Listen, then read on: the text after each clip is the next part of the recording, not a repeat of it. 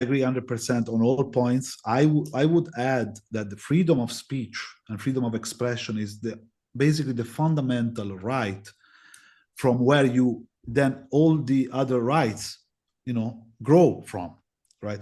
If you don't have freedom of speech, then like by consequence, you cannot vote, right? Like voting is like an expression of your freedom of expression. Like it's like the result of your freedom of expression. If you don't have freedom of expression, then you can't even vote. You can't even manage your own money. That's sounds like communism and Marxism and socialism, right? Systems where people just stripped of their rights, especially the freedom of speech rights. Why also? Because freedom of speech can be dangerous.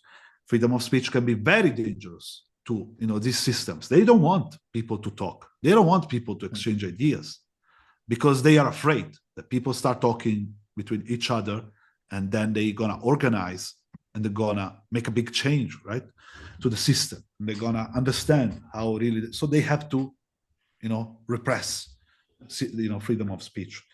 But yeah, so small government, big government. I think in general, what you can observe that larger the government, the fewer the liberties, fewer the rights that you have. There are some exceptions, right? The US is some kind of, exception because I consider the US, not just me, but like really high ranking on rights, and freedoms.